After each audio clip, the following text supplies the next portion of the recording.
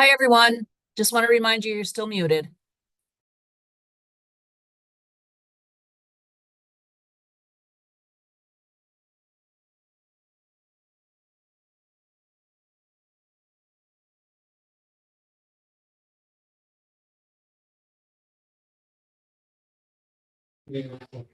Thank you, Elisa.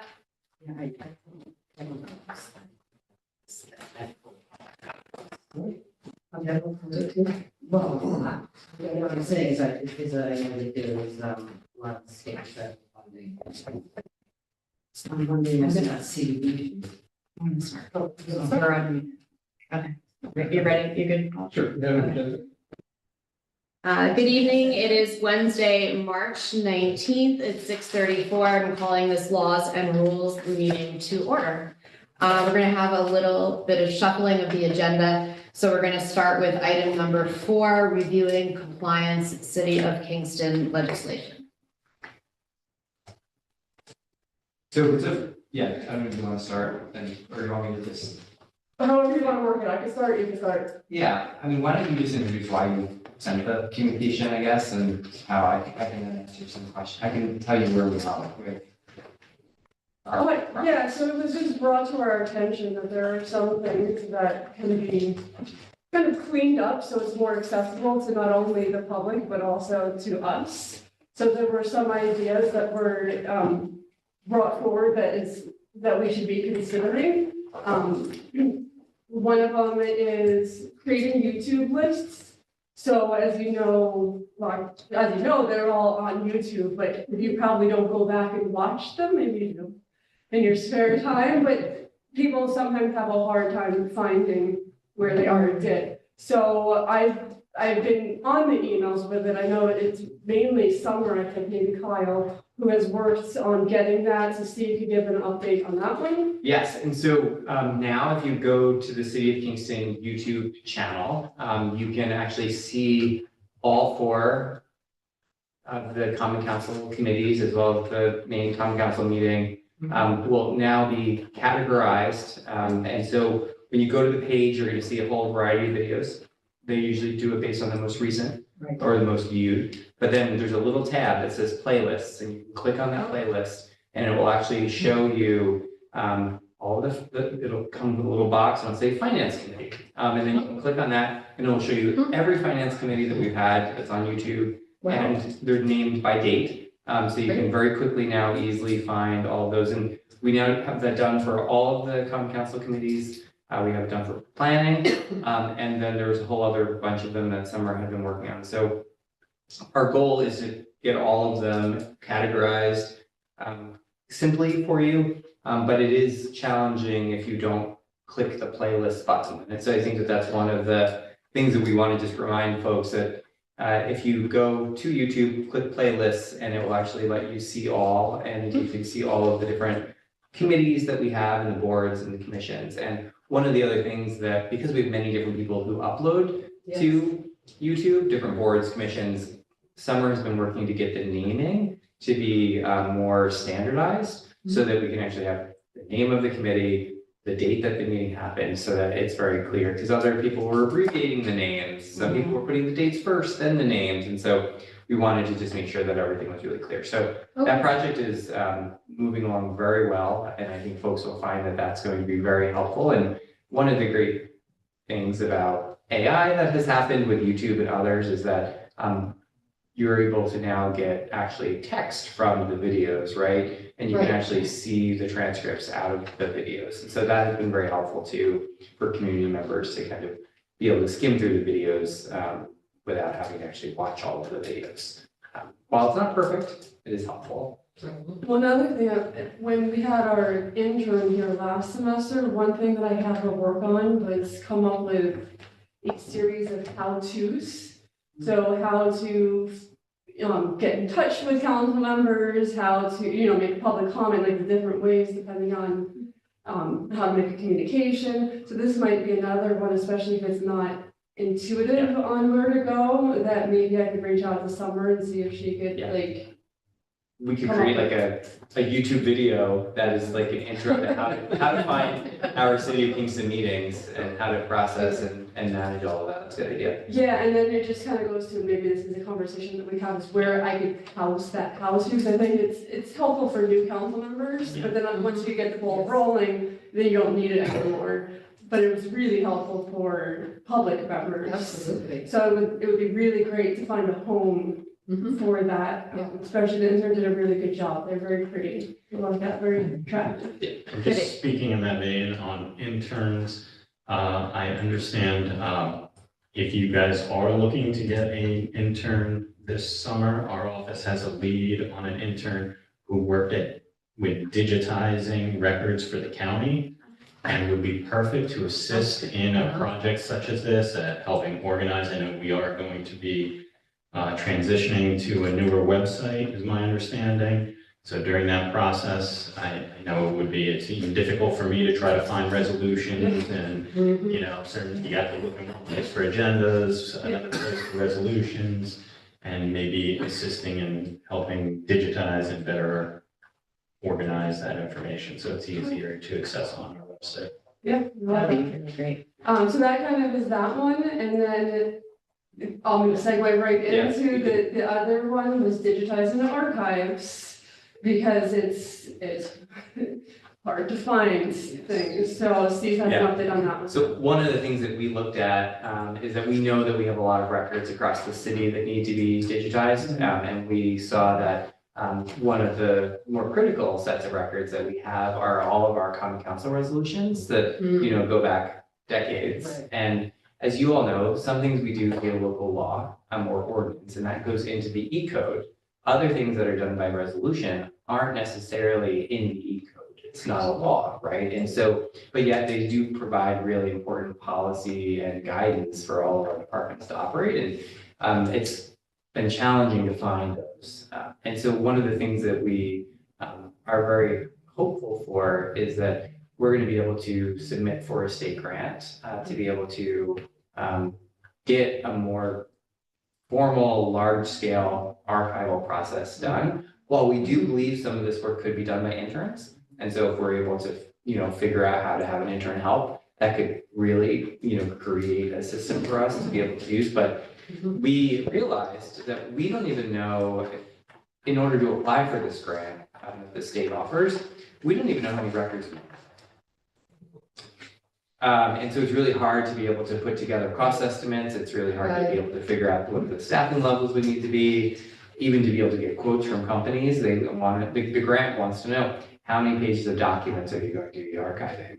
And so we actually need like an intern to be able to help us figure out how many files we actually have. And so what we did in the grants management department and working with Elisa, we discussed that we're going to spend the next couple of months putting that together so that when they come out with that next round of that funding, that we'll be more prepared to be able to actually apply for that funding.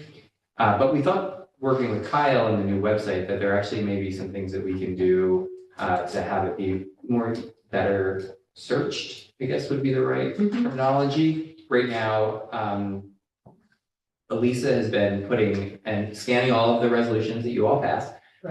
They are scanned in a format called OCR so that the documents themselves are actually searchable once you open up the PDF. However, you need to find the PDF to be able to search it at this moment in time. And right now, for the last 15 years of data that's currently on our website, we are listing it just resolution number 1 of 2025. Not so helpful. No, Right. Well, one It's- is okay. yeah. January, but 200 and. Yeah, and we don't know what that means, and so now Elisa has agreed to start naming them with a little bit more of a description. Great. Kyle says that we can go up to about 200-ish characters, Wow. and so we're gonna be resolution number 1, naming the city's, newspaper. And that will all be in the title, so that when you go on the city website, you search city newspaper, and guess what? Resolution number 1 of 2025 will pop up. Great. Because right now, if you type in resolution 1 in the Google search on the city website, it will come up with resolution 1. And we'll find it because we've scanned it and we've uploaded it. So that is a temporary measure before we actually are able to create a more formal database. Because what we would love to do eventually is to be able to have all of our resolutions in some sort of database that is supported by, these smart computers that we have in today's day and age, where you could type in smoking in parks, and every resolution that the council ever passed would come up about smoking and parks, and they would put it together and give you your top hits of these are the resolutions that are maybe most relevant to you. We need to develop that database, and that is more than we could probably do internally. We're gonna need some help with that, and that's what this grant could do. Same thing with all of the building department records, fire department records, records all over the city.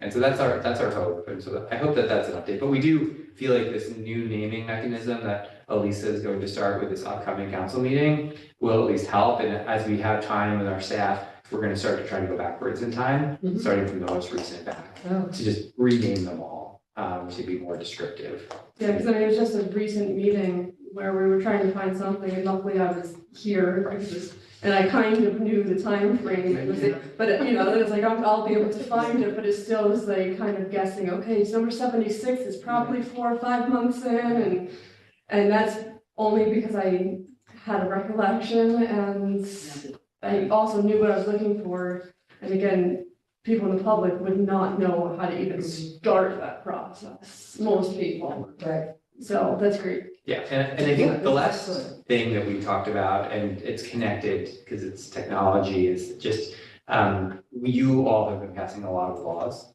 and updating code, which has been fantastic. But historically, E-code was only, updating our actual like E-code searchable text once every quarter.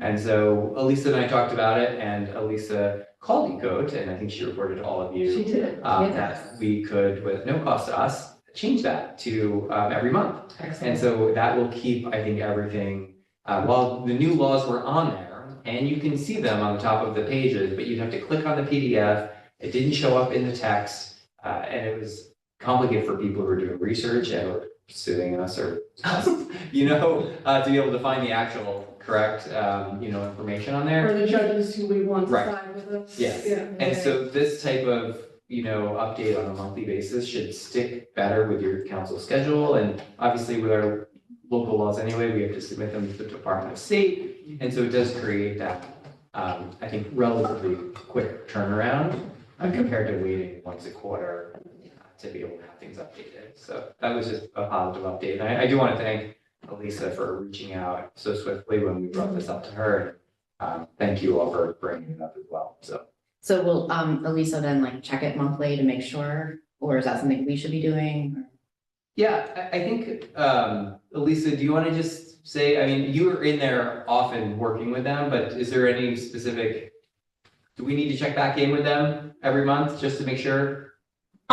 I can certainly do that, if you feel more comfortable, but they reassured me that it would be no problem. And they did point out that we were always posting every quarterly because of the size of our city. So larger cities do post monthly, but they said, you really do have a lot going on in Kingston, and that they do post other municipalities monthly. So they assured me that it would not be an issue, but I can certainly do that. Thank you. Thank you. You're welcome. This That's great. This is great. Okay. Yeah, aspirational, we hope to get that. The grant, No, the size of the city. do we? Like where we are. I think we're doing well if we have enough, Yeah. enough workflow to generate a monthly report. Yeah, so, and that's all, I just wanted to, we wanted to bring this to the attention, there was nothing that, this committee, expectations from this committee to pass anything. So, because it's the legislation that we're passing, so we should, have eyes on what's happening, and kind of. I guess my only Yes, great. ask would be, and I don't know, Barbara, I think has exhausted her budget for interns for this upcoming year. But if we are able to find an intern to be able to help with council resolutions, I mean, maybe that's something the council could, I don't know if there's any council money left that. We do have that consultant line, so, should I talk to you, or should I talk to Barbara about that? Barbara, probably. Okay. Yeah, so maybe that could be an option. I know she did come to me a couple days ago saying she had this intern potential, but she was short on cash. Okay, Okay. I'll do that. Yeah, that would be very helpful for us. Okay, Okay, is that all? good news. All right, so we will move on to the original agenda item, tree ordinance in city code. Great, I'm gonna get started. I'm gonna turn it over to Brent, our city forester, urban forester. And so, Brent and I have been, I think from day one, we had a very great conversation about kind of the status of the city code related to trees. As a Tree City USA and as a city who has had a tree commission for a very long time, I think that the city has done a good job protecting its street trees and by creating that process, and the council has been very supportive of that. You may remember that you helped recently raise fees for people who, didn't follow the process, and I think that has led to much greater compliance with our current existing street tree. But one of the things that I would hear, and I know I've talked to some of you individually about, is that we really had no protection or process to be able to handle some very special trees that are on private property. And as we all know, our neighborhoods, these trees can really help define our neighborhood, but the loss of them can also really impact more than just that one property. And we've had instances where people have come in and kind of clear cut their entire backyard, and it's caused major concerns for their neighborhoods, and it's made their neighborhoods hotter. It's created issues with runoff, and there's been some visual impacts also to some of the neighborhoods. And so, Brent has had a lot of experience working on policy issues in his line of work, and has done what I think is a very exhaustive approach to being able to create, I think, an easy process to use, one that is manageable by the city of Kingston, and one that I think will work very well with our residents, and in doing so at no cost to the resident in terms of permit fees or anything like that. And so Brent's got a presentation, a little PowerPoint that he's gonna share for all of you and kind of walk you through this code. But I do want to just thank you all for your input already into this, because I know that this is something that has been an issue in our neighborhoods. And so, Brent, I'm gonna let you sit in the hot seat here. Yeah. That's all yours, all right? Do you need your screen share? Lisa never set it up. Great. Yeah. No, this is, keep that part.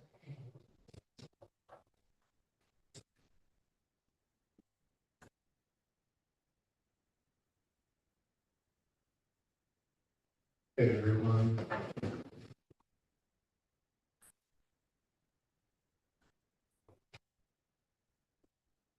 So I'm just going to do some highlights of the tree preservation ordinance. I know you all have been able to receive a copy of it. The goal, we did an amazing introduction for kind of distilling what the intent behind the tree preservation ordinance is.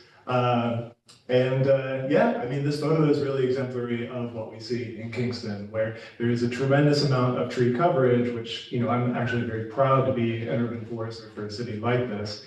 I'd like to find ways through this tree ordinance to be able to maintain these benefits that the city has. The four big takeaways for what a tree preservation ordinance would accomplish. The big thing is putting a tangible value on large trees within the city of Kingston. Beyond that, we've also got clear guidelines for protecting trees during development.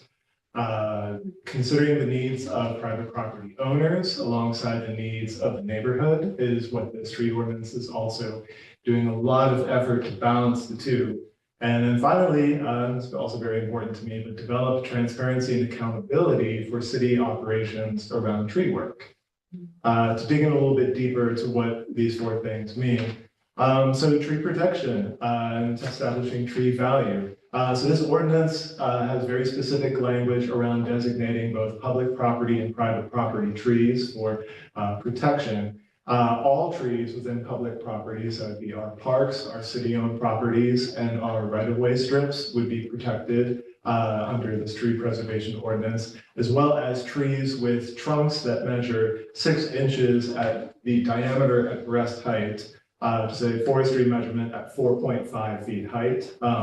For example, that tree in the photo there, that is a 6-inch diameter tree. I double checked. And trees of this size being on private property would also get protections through this ordinance. What we currently have for those who do not follow our permit process when it comes to removals for are street trees, is a fine that is meant to deter these actions. This would replace it with a calculated tree value. So less of a, fine that maybe applies equally to a small tree versus a large tree. By establishing a tree value, there would be a differentiation in the value of a, say, newly planted like sapling tree versus a very mature large tree that might have like a 3-foot or potentially 4-foot wide trunk to it. Do you have numbers yet that you're thinking, or am I jumping a little bit? So what this tree value is more of a formula that is within the tree preservation ordinance that calculates when you say you have a tree where the trunk measures 20 inches in diameter.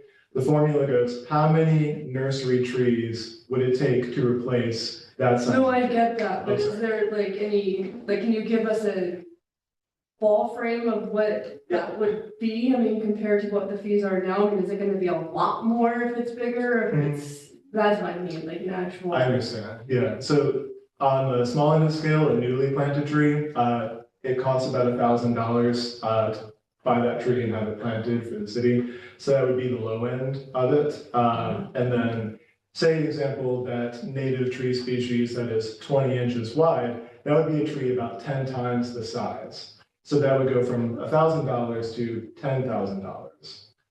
Now, that would be only in the instance that this is the perfect specimen, most healthy tree that one could imagine, as if a nursery had grown a tree that large and then was selling it. Mhm. This formula also takes into reference the condition of the tree as well. So the majority of the times that someone is looking to remove a tree, it's not when it's perfectly healthy, right? It's when it's already in decline. And quite frequently, when it comes to trees being removed for development projects, those large trees in decline have an extra incentive from the developer side to mitigate any potential risk. So a tree that say is, let's say the crown of it is 75% dead, that tree's value has gone down almost in an equal equation of 75% lower. So a $10,000 tree suddenly is only a quarter of that value. It's very relative to a objective value of the tree itself, instead of a representation of what a tree might be. So what would you say, like, for instance, that tree there in that photo? Yeah, so that tree right there would be about a $5,000 tree. Okay. And that reflects what that tree is as an asset. One of my favorite things to remind or educate folks about is that trees are one of the few things that urban environments can have as an asset that appreciates over time.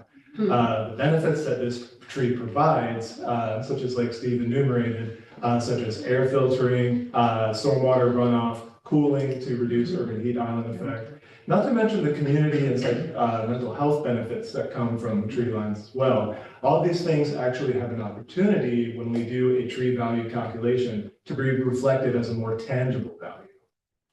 Do you mind if we're asking questions? No. I have another one, because there's been a couple projects where they're under warranty for a certain amount of time, That's right. and then we have to replace, well, they have to replace them because Yes. they let them die. Mhm. I mean, would that be part of this too, or is it just they have to, I mean, they have the warranty, so they just have to replace them anyway, right? Yeah, the warranty would definitely supersede in those situations. Those warranties are usually 1-year warranties also. And with that, I'll move on to the next slide. So trees in development, this is a real big one. So this ordinance establishes clear parameters for tree protection zones. Tree protection zone is a pretty standard terminology used within like the forestry and tree science world to basically define the area that is critical to the tree's survival, which is usually a reflection of the most important roots on the tree. So the tree protection zone within the tree preservation ordinance focuses on that area, which can usually as a shorthand be determined as the drip line of the tree. So the width of the crown, where water would drip off of it, those are the most critical roots. So during a development project, that area would be fenced off to prevent potential damage to the tree, compaction from heavy machinery operating. Compaction to soil is very damaging to the tree's ability to breathe and take in nutrients through its root system. And beyond that, For trees that cannot be retained during development, this is, projects have already gone through the full process, have gotten approval for these trees to be removed and everything. That's when this is an opportunity to get the value of these trees that are being lost as potential replacement trees within either that property, if it's redeveloped with newly planted trees, or for street tree projects within the area. And if it's not an opportunity to add new trees, we might look at, say, like a 2-acre wooded parcel. That situation would be the value of those trees would be brought back as a lost asset value instead of replacing with new trees. And to give some clarification. What does that mean, the lost asset value? Yeah, so that money. Money to the city? Yeah, to the city of Kingston, that's right. Now, when we think about my example of a 2-acre parcel of woods and what we might expect for how many trees are in there, trees that are over that size of 6-inch diameter would actually be very few in number for most of the wooded lots that are around Kingston. On top of that, within the tree preservation ordinance, there are exceptions for trees that are invasive species Right. or low-quality trees as well. So what we see a lot of with our undeveloped wooded areas within Kingston is that a high percentage of the trees within this are invasive species. So those trees, it is a net benefit to the community to remove those for the local ecology purposes as well. Those trees would not factor into the value of that potential theoretical 2-acre lot being clear cut.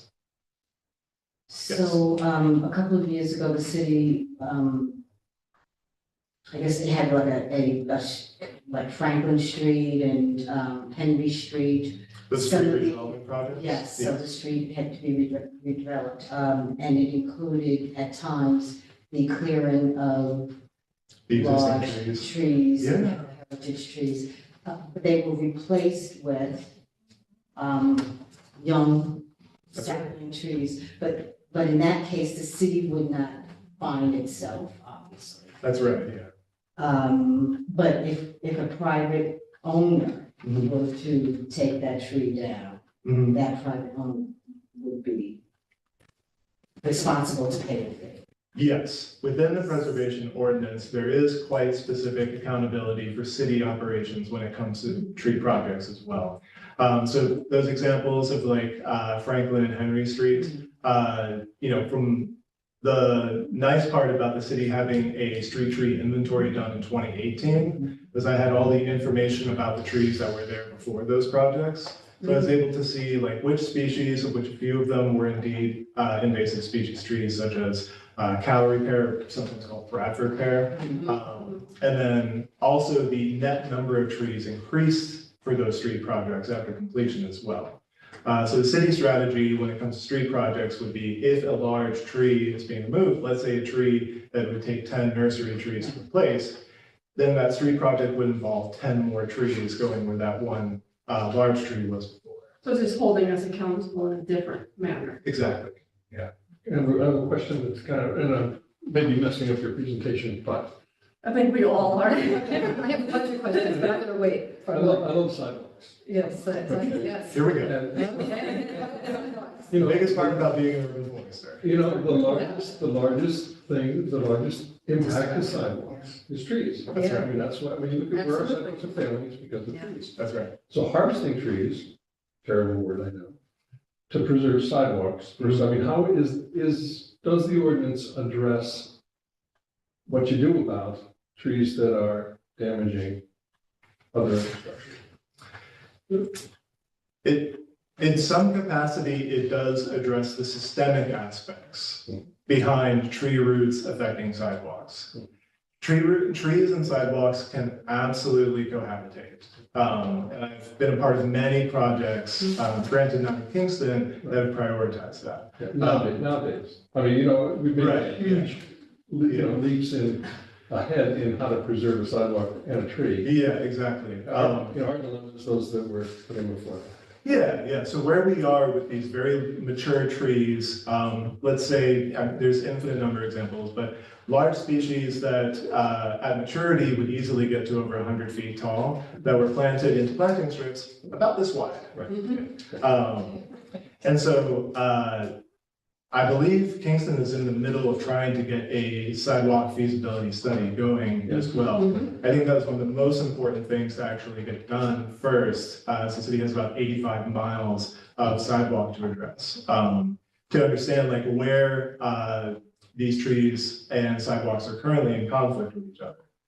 Tree preservation ordinance does not have specific language about mediating that current problem, because there are many different ways to do that mediation. In a lot of situations where that tree has outgrown the available space it was given in the first place, that tree is in severe decline. This is a large part of my position is also dealing with where Kingston is with its urban canopy of the previous generations of large trees are now in decline, albeit prematurely, from the limitations of the site that the tree grew in, where it never really had enough space to get enough nutrients.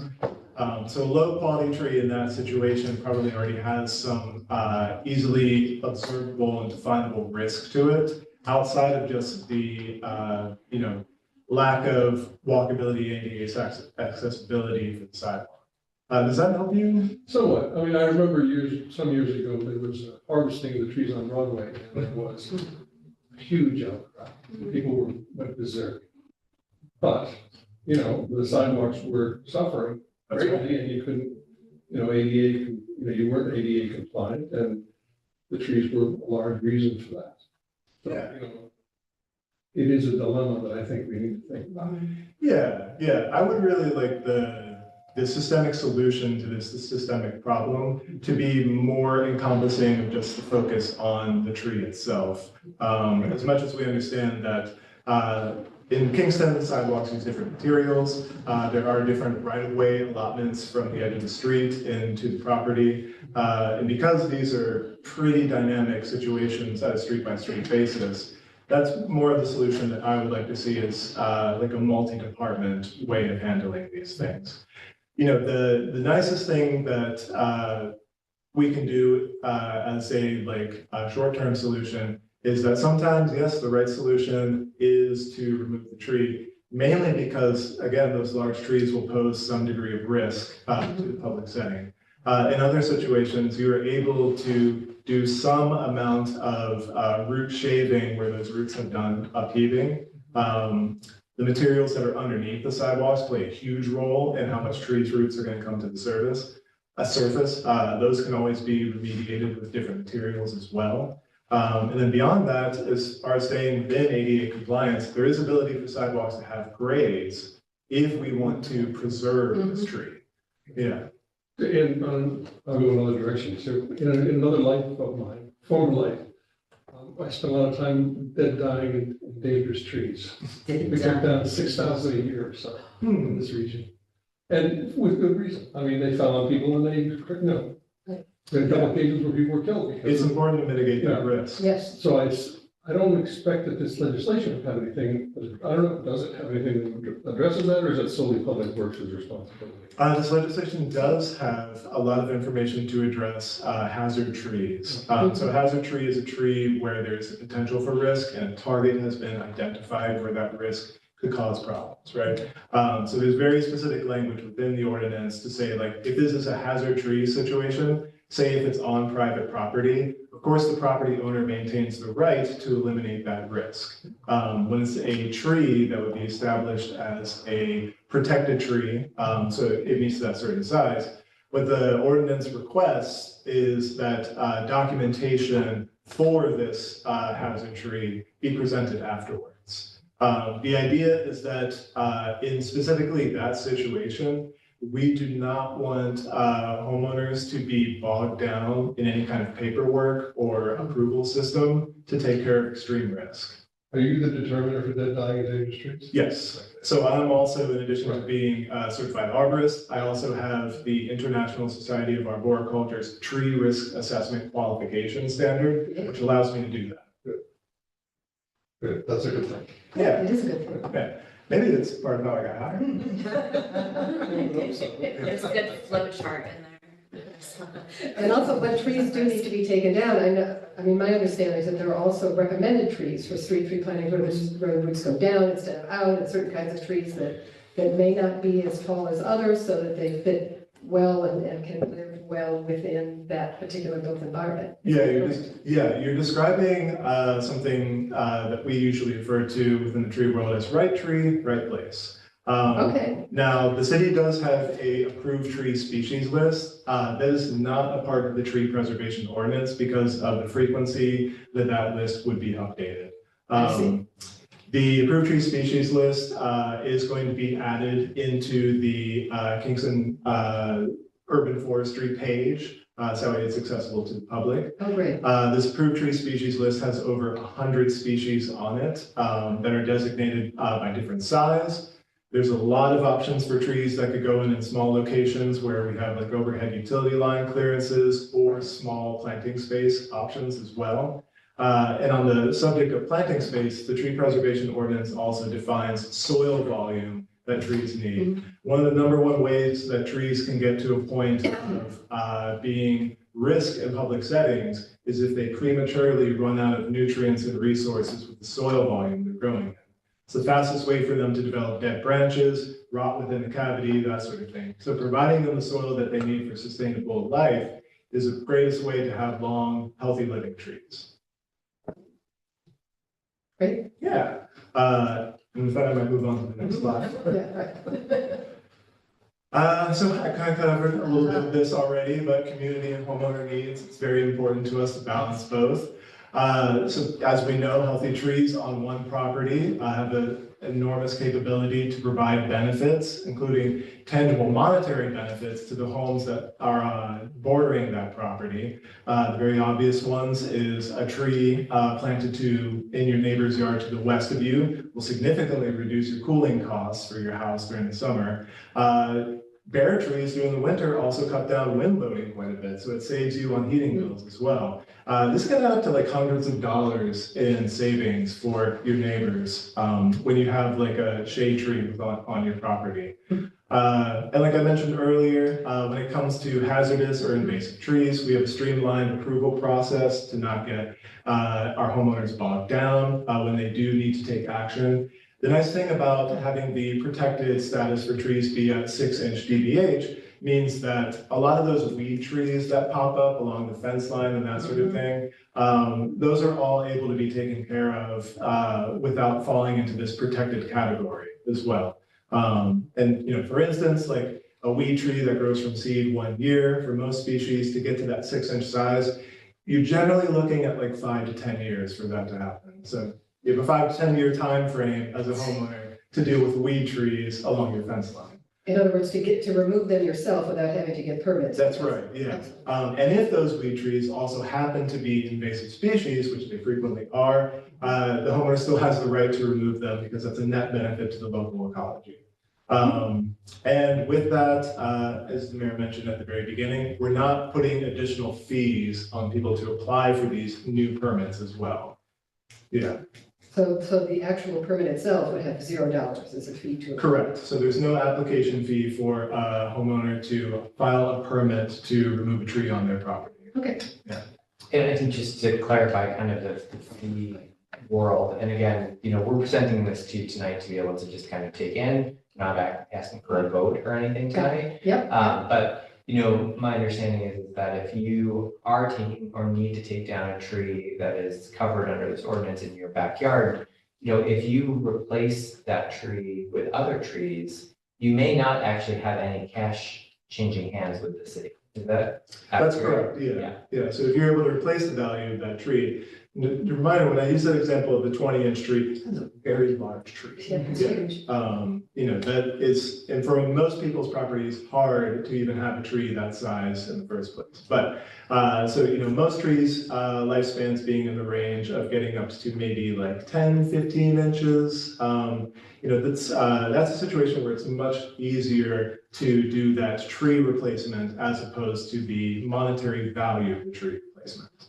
And what we would work with our residents with is it doesn't necessarily need to be exactly the same types of trees either. That's right. And so as long as they're, on our approved planting list, a homeowner could plant, 2 deciduous trees, an evergreen tree and a flowering tree, in different parts of their yard to kind of be able to make up the value of the one maybe big oak tree that they took down because, Okay. and, you know, that it was towering over their house and they were afraid that it was gonna, you know, crush them when they sleep. That's a good reason. That's a good reason to get rid of it. So, you know, I think that that's why we tried to create some flexibility, in this too, to be able to kind of have these one-on-one conversations through the kind of permitting process to kind of work out a plan. But then we do know that there are some people who just, you know, want to come in and just bulldoze their whole lot. And for those people, like, they're gonna have to pay a fee to do that. And, you know, we would then use that funding, you know, with common council's approval, obviously, to then hopefully plant trees in other places of the city where we know we have like these tree deserts and, you know, where we have, and thanks to our tree inventories, you know, we actually know where there are areas of our city that, you know, have much less tree cover than other areas. And we could kind of prioritize some of these funds, you know, that we generate from some of these situations and to further those investments.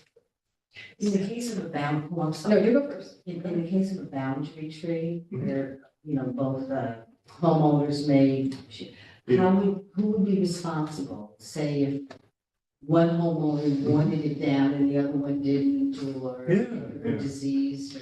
The second most common thing outside of sidewalks. Trees, they don't really keep up on where property lines are and they look to choose right on that line between the two. But so the preservation ordinance also has specific language around what we call jointly owned Yes. trees. So with the jointly owned trees situation, it would require agreement between both parties in order to have the permit process continue onward. Again, for noticeably large trees. Right now, the city, while it doesn't get, it doesn't give a distinction for privately owned trees, especially ones that may be on the border between two properties. I deal with a lot of community members who are looking for guidance in those situations, and I do try to help them in a like neutral but objective way as well. As with most things, if you're able to have conversations with your neighbors, understand what both parties' needs are, and then work towards solutions that equally meet those needs, it tends to be the way that life gets better for both parties and that everyone's goals are accomplished. Is this a good time to talk about clear cutting on private property, or should I wait till a later part of your presentation? We're kind of towards the end, so you can keep asking. Okay. No, in the situation, in my ward, there was a situation where there was a wooded area, and of course, the person came in and clear cut the whole thing to put up a new house and a big parking lot. Now, there's nothing that can be done now because that already happened, but going forward, let's say somebody was proposing to do that, would they then deal with getting a tree permit when they were doing the building permitting process, or how would that actually take place? Yeah, that's a good question. So this preservation ordinance is not to supersede any kind of current building process, merely in addition to it. So if a developer is already in the middle of doing this sort of project, then, you know, the respective city entities that would be involved with approvals of that would just be able to say, okay, this property has trees on it, which, you know, any kind of development project is going to have that kind of survey work done anyway. Then we say, you will need to get these additional permits for these trees to be removed.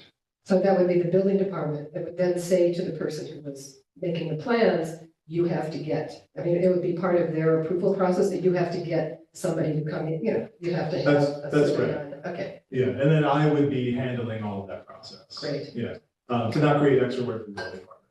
Right, but they would refer it to you and then you would deal with it. And the homeowner would not get a building permit unless they had completed that process. That's right, yeah. Excellent. Okay, I think that we would have to do some public education too. That's what I'm, Very right. much so. I think that Yeah. as part of, if this is approved, you know, looking at ways that we would contact, you know, property owners with either direct mailing or Yeah. other types of communication tools to just let folks know, hey, we have a new tree preservation ordinance. This is Great. how it works. These are the final forms. This is the new website we've created. This is, as some of you have seen, our new planning board website that we just launched recently. There's a 3-step process that we're doing that. This week is Historic Landmarks Preservation Commission that's getting finalized, and then soon will be the Tree Commission. And Okay, so if this is adopted, all of this would go into that platform. So folks would be able to apply online, see in their neighborhood where people have applied so that they can see what trees are being proposed to be removed Okay, in different areas of the city. great. And we feel like that will be very beneficial, kind of, again, getting back to one of Brad's earlier points, to be more open and transparent where this work is happening. So that we can really be clear both on city street trees that need to come down, either on, by private individuals or on city projects, as well as, these backyard projects, so that people could be really aware of like, hey, we see that a permit was filed or, an application, and they know exactly what's happening on that site. Is it being clear cut or just 5 trees coming down? And 5 trees are coming down and they're paying a fee, or 5 trees are coming down and 10 trees are going back? Something like that. That will all be much more transparent on That's great. a new web platform. Sorry.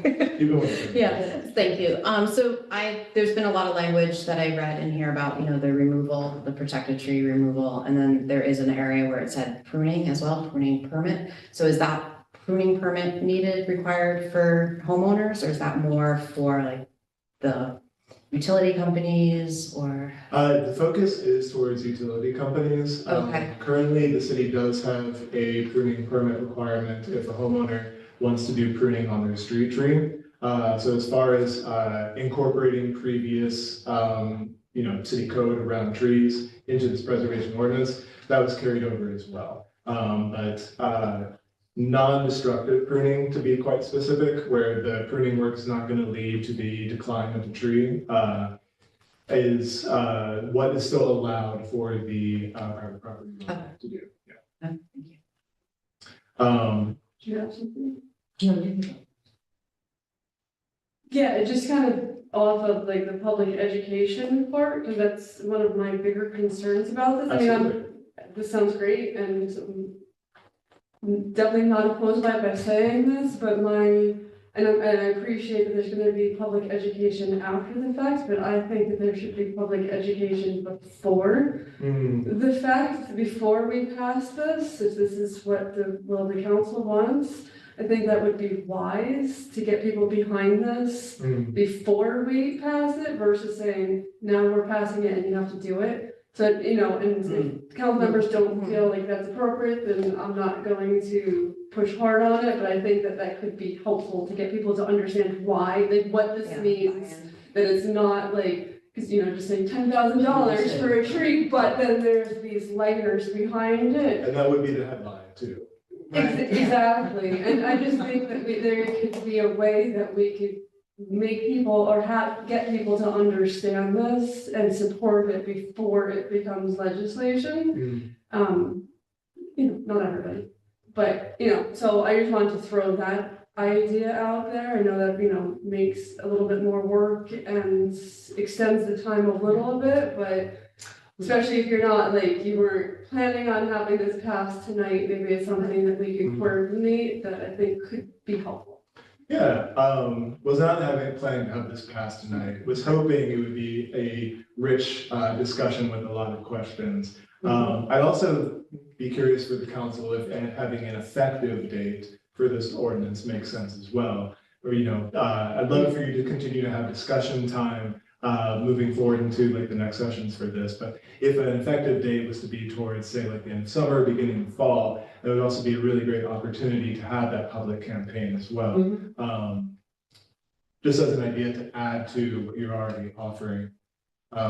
Because absolutely the hardest part about this sort of thing, even with the current city code around trees, is how many of our community members are aware of the current process. Right, many of them are not. Yeah, the tree commission runs into these issues, and generally we don't take a punitive approach to it either. Rather, we're just looking to find a like resolution after maybe like a unpermitted removal has happened where that asset could be replaced. I mean, between the city's social media, the mayor's radio show, mailers, a lot of public outreach, I think, is going to be a crucial aspect of this preservation ordinance, should it become a part of the city code. Some additional things I'd offer, the mayor kind of mentioned a little bit of it already, is that there's already a lot of effort going towards public digital information about the city trees. The city website has a public tree map that I've added to the urban forestry section where community members can see all of the city trees and park trees in Kingston. In addition to that map, if we decide to have a more robust tree preservation ordinance, the information that the mayor was speaking about upcoming removals, upcoming plantings, all reflected on maps on the especially the new city website that's supposed to be coming online in the short term. That these additional public resources, I think, are an important aspect of presenting this preservation ordinance. I think anyone in the community who may be interested in what trees are being removed and what trees are being planted would really appreciate also seeing the preservation ordinance right next to that information. Just go back to Andrew's point for a second. Sure. Is it, maybe we could host kind of like a learn about our tree preservation ordinance kind of session where we could invite community members in to kind of have the same type of dialogue where we talk about why this is important, to answer questions, maybe be able to have some, examples of someone's backyard and they want to take down a tree and what it would cost, or, what new trees could look like on the site, and maybe be able to just try to have a little bit more dialogue. I know we've all heard a lot from tree folks, but I think that it's good to be able to maybe bring some more voices in. So I agree with Andrea that, we could at least have that opportunity, maybe even between now and the next month's meeting, we could put something together, to kind of have like a session, and we could also invite some of our other, community members that we know are, Right. excited about this issue. I had a question about like other communities that have as robust an ordinance, and like I was trying to see like in New York, and it seemed like mostly Westchester had. Unsurprisingly, Yeah. Westchester has quite a bit. Beacon too. Yeah. One thing I could bring up is my spreadsheet of local precedences for other Oh, great. communities. Okay. Have that. Just for fun, the last slide, maybe we can get through bring up the spreadsheet, but tree work transparency is a final big part of this tree preservation ordinance. To give more highlights about what that would look like within the tree preservation ordinance. Public notifications of tree removals on public property. So written notifications to adjacent property owners. So that would be, mailed to adjacent property owners if the city is going to be removing a tree, such as on the like Franklin, Henry, Broadway projects that have happened in the recent future. Then signage put on the physical tree 30 days ahead of time. This is a very standard process for municipalities to have signs saying this tree is scheduled for removal. Here's information to contact if you are trying to find out, what's the reason behind this tree being removed? Is there any kind of meetings coming up about it, that sort of thing? Yes. So in terms of clear cutting for development, do you see this adding significant cost to the development of, affordable housing units? Yes, that's a good question. In my experience, the answer is no. I think there's a lot more costs for specifically affordable housing units that go into the construction of the building than for the trees that are on site. And that is very dependent on like the size of the lot as well. But before here, I was a consulting forester in the Chicago region.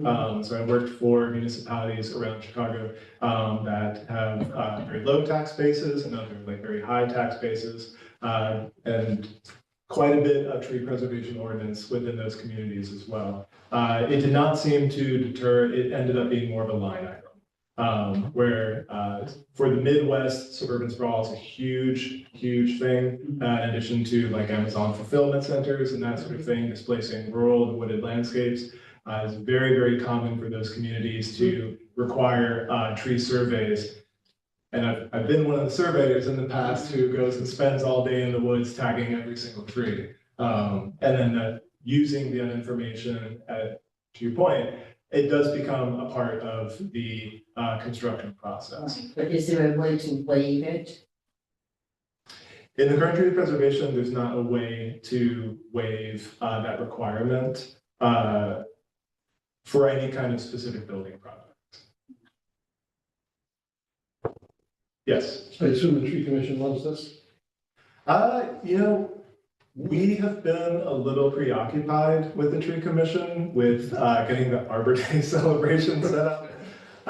So I've had the commission members all start looking at the ordinance on their private time instead of doing it in meetings. We haven't had a discussion yet in meeting about it.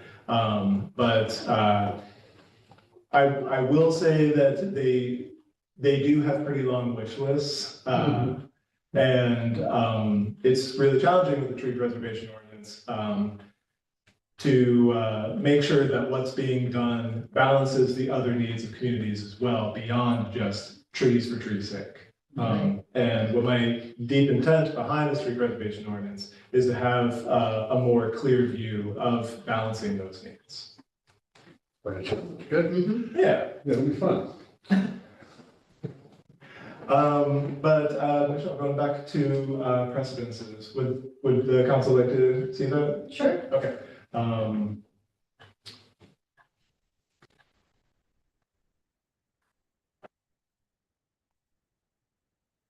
Be just a moment.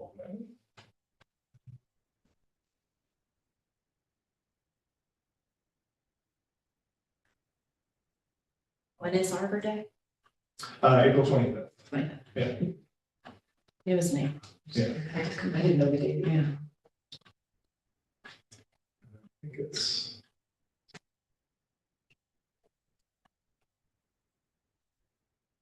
Don't worry, there won't be a parade. That's right, we've already had one. Well, the trees are kind of stuck in the ground too. So they don't walk as much as. Okay, Oh, so. here we go. I have tried to organize the communities as being closest in proximity to Kingston and furthest away.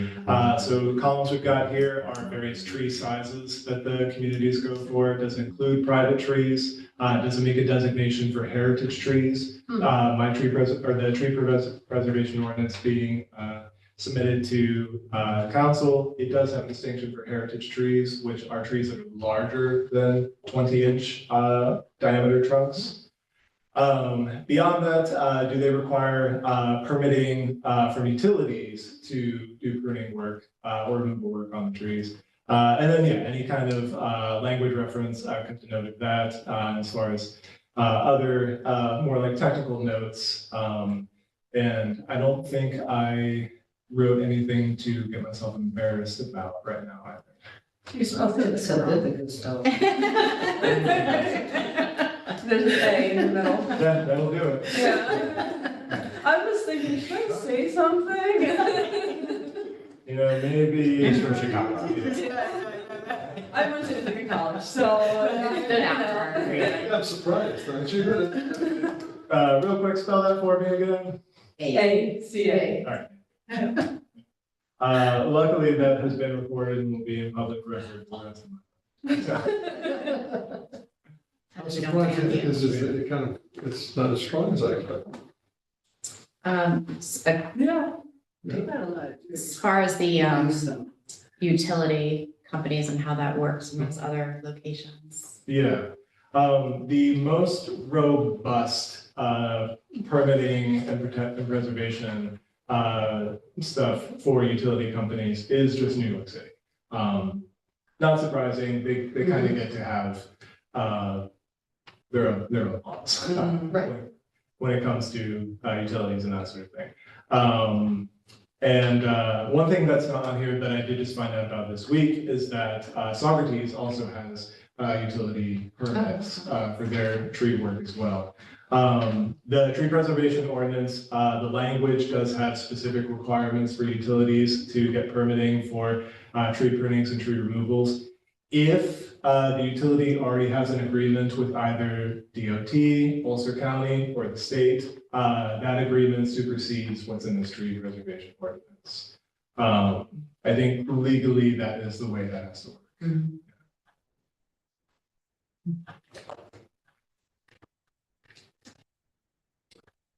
So my read of this is we'd be on the high end of, we'd be stronger than most of these.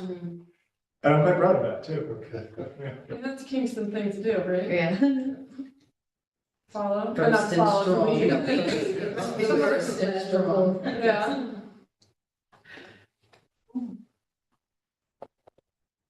So who would be the one if we did that outreach before the next meeting? Can we get that confirmed if that could happen? I mean, not right now, but would that, We would work Okay. together to make that happen for the next meeting. okay, and then you'd let us know so that if there's anybody that the council members might have a constituent that they think it would be interested in.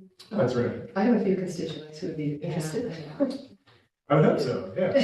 Yeah, one of my favorite parts of being a urban forester is the community aspect. To be able to actually connect with community members and what they may be needing. Quite frequently, the way they have come to be at a point of wanting to communicate their needs about trees. The fun opportunity for me, and Michelle's got to watch me do it in person. And there's always a point of connection within any of the communication. And that's always my goal to find that as well. So this kind of opportunity to have sort of, this public meeting to talk more about a proposed tree preservation ordinance is what I consider really an opportunity to do that kind of thing. Yeah, well, I've heard a lot of people already being very, very excited about this. Oh, that's great, yeah. I guess my only, we probably could get it together. I see that Laws and Rules is currently scheduled for April 16th, I think. So it's like a 3.5 weeks from now.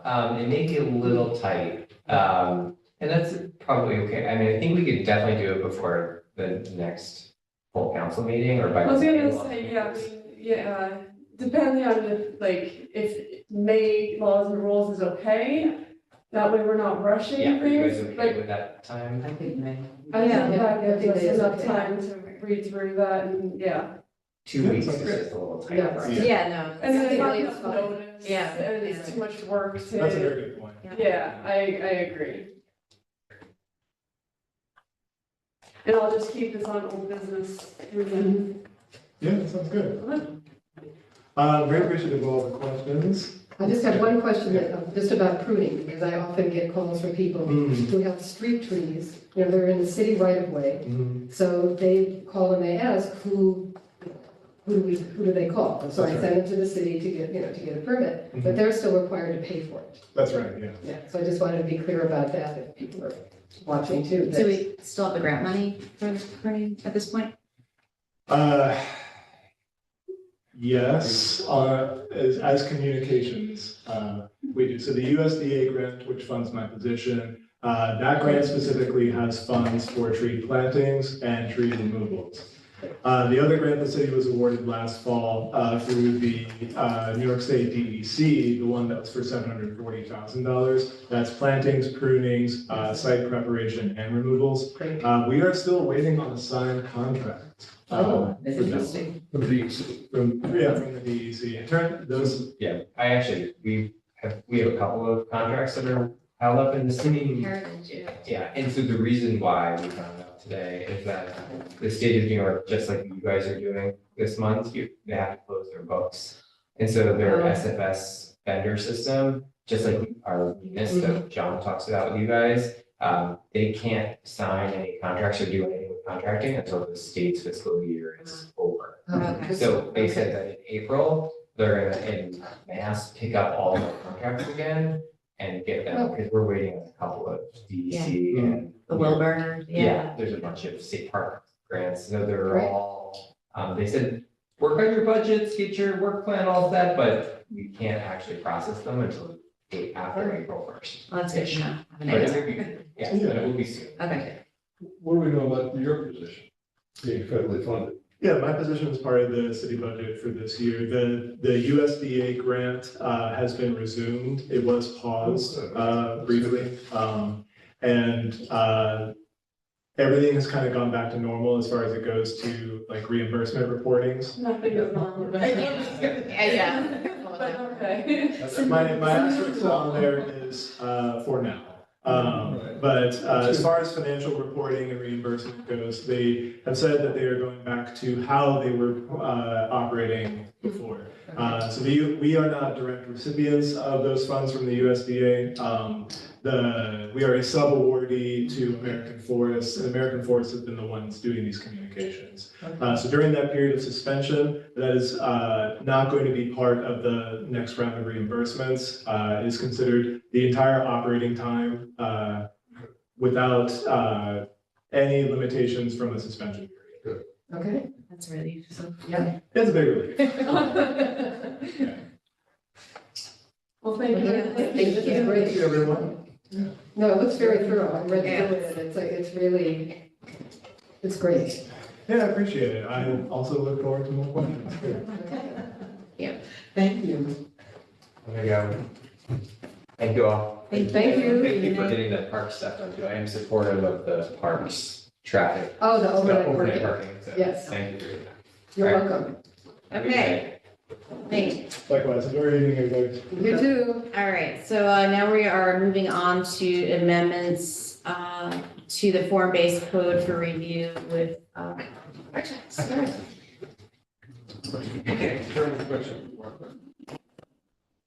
Seeing you again. Nice to see you again.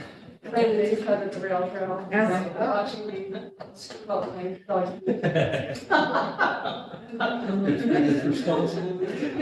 He went right in the middle of the trail. And I ran into him with like 3 kids, so he's like looking like a Pied Piper.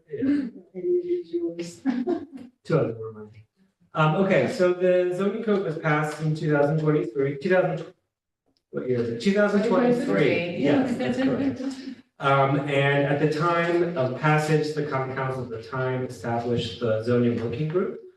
And we have been meeting on a regular basis. And so I'd like to thank those current members that were all appointed by the common council to 3-year terms. Primarily, we're focused on making sure that the code is being implemented correctly. But one of the things that we're also watching is making sure that, the code and its implementation is written correctly. And I think even though we had multiple drafts, it's a large document, things are always going to come up in practice that might need to be changed. And so the zoning working group, I am just representing tonight.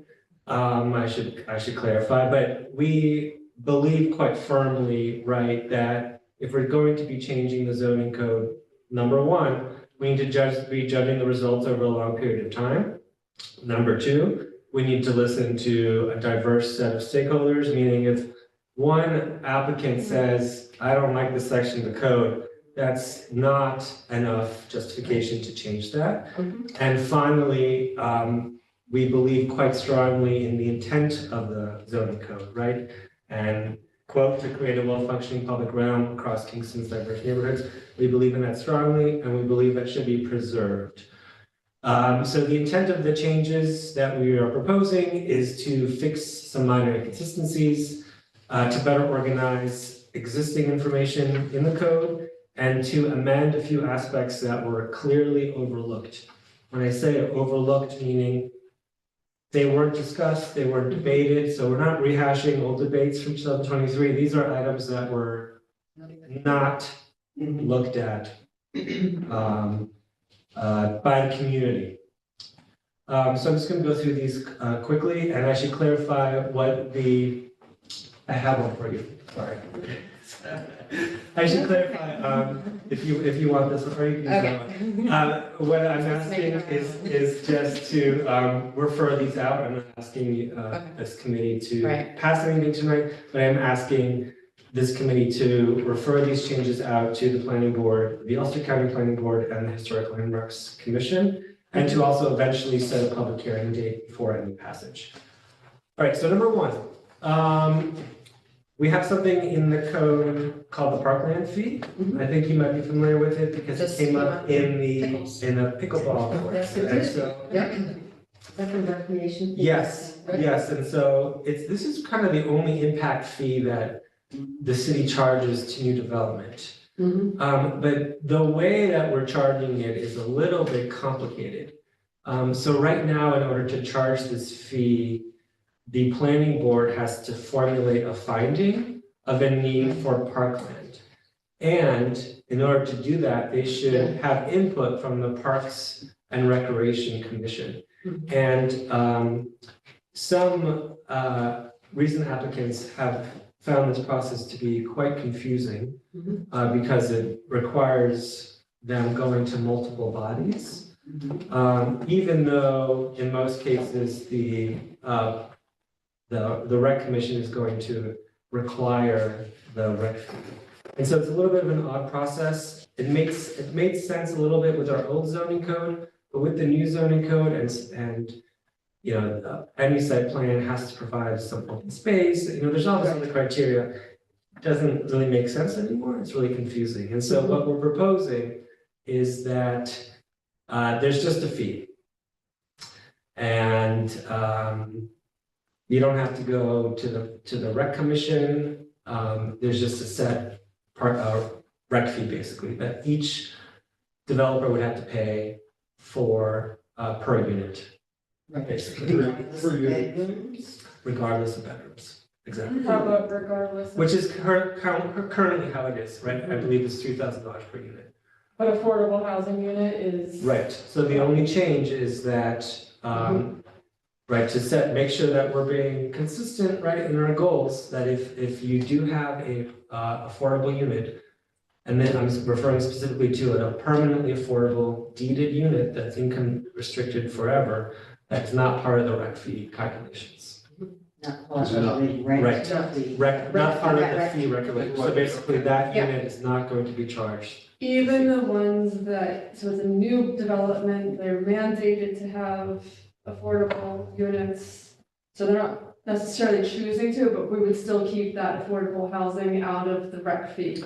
Right, so if Okay. there's a 10 unit building, one of those has to be affordable. That unit, they are not paying for the parkland. Okay, Yes. okay. If they have two, because they want to do two, it would be, Yep, and I think that's just, hey, we're being consistent. Incentive. It's an incentive. Yes. We're being consistent in what we're asking for. And so I think this might be honestly the biggest change of what I'm presenting tonight, because it's kind of a new process. It preserves the parkland fee, but it's just a new process for how to get there. is there a recommended fee? So basically it would be set annually in the fee schedule, which is how it currently But is. is there one, like a starting?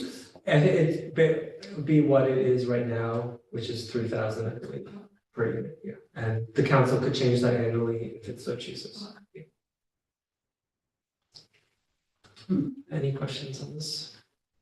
And I think That makes a lot of it would sense. just, It makes a lot of honestly, sense, yeah. it just would reduce a lot of confusion, Yes.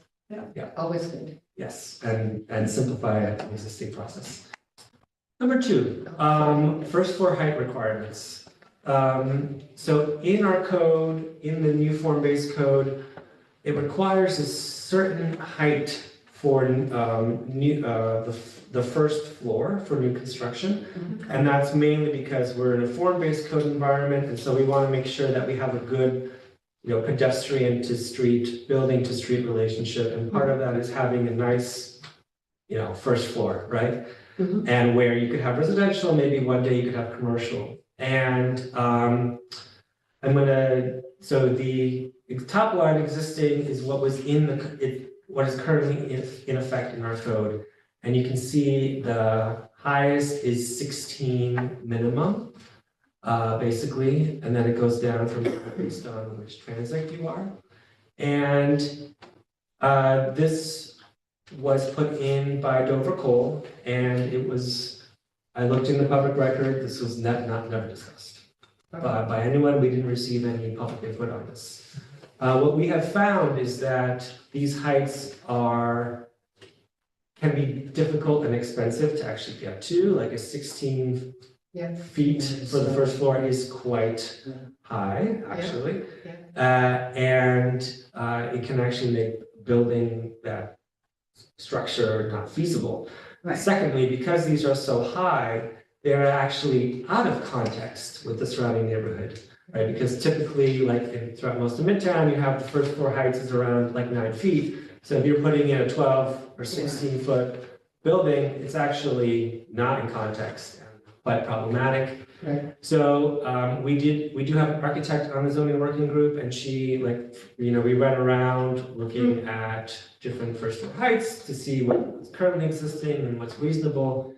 And what you see on the bottom is what we're proposing, and so we are reducing the first floor height requirements in most cases. The T4 and the T4N, the T4NO and T4N districts, right? That's most of the round out, most of Midtown, and that would go down to 9. And then in some of the more commercial areas, you have between 12 to 16. The only other thing I mentioned is that in historic districts, we are proposing a contextual first floor height. What that means is like your first floor height minimum is what's surrounding you next year. That makes a lot of sense. That way you're not building something that's out of context. Yeah. And so that would apply uptown and downtown. What is T5MS? That's T5 Main Street, and so Okay. that's going to be Broadway, basically. I think that Is makes it a lot Broadway of historic? Is it? Not along Midtown. Right, so I'm thinking for Midtown, say, Stockade District. Yeah. What is it currently? Which one would that be? That would be 16, 16. yes, current. But that's also in keeping with what happens to be, No, they're currently No, not 16.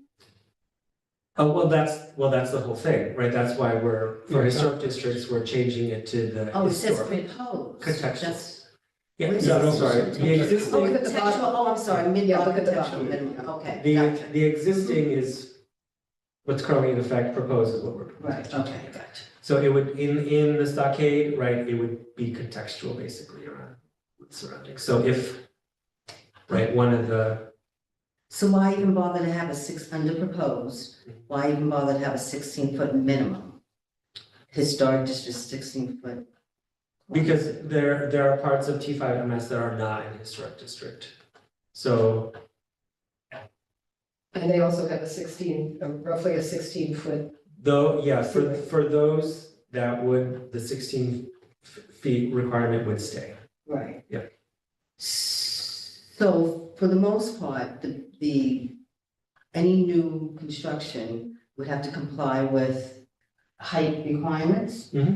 And currently the height requirements is like what, the maximum is like four stories?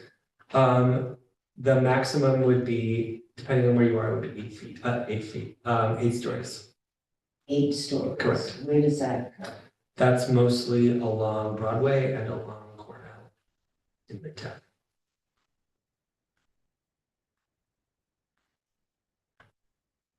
Okay, 8 stories. Not in the historic I, district. yeah, I'm well, trying to but think of what. what is how What big is the 8 lace- story? Yeah, The But basement? this This is doesn't, only the first floor. yeah, this is only the first floor, so this doesn't really have anything to do with the. No, I understand that, Maybe but we- 16 feet takes up a lot of real estate, a lot of height. And Yes, so you're telling the owner that essentially the first 2 floors, 16 feet. but in our code, we don't say how much the height of each particular story. So we don't dictate saying the maximum height of each story cannot be more than 10 feet. It can be more than that. We don't define it in our code. So we're not taking up, someone could still, if it's an 8-story building, someone could still achieve the 16 feet and then still have 7 stories on top.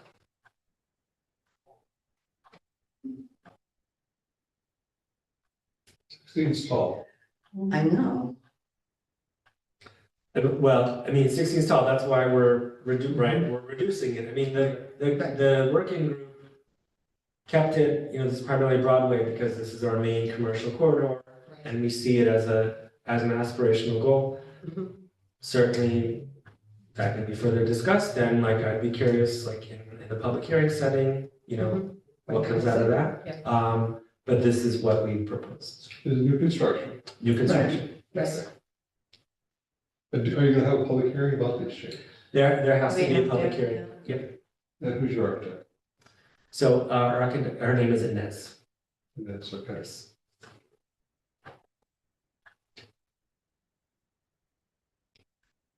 I like the idea of going down to 9 foot minimum in T4 because I mean, just even thinking about heating and cooling and that It has extra, costs. 3 feet. Yeah, and I really like the contextual aspect of it. Yeah, 40 feet ceiling. Yeah, I'm sure you know. I would just rather be maximum 16 as opposed to minimum.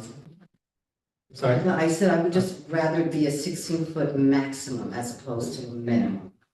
What is Energy Square?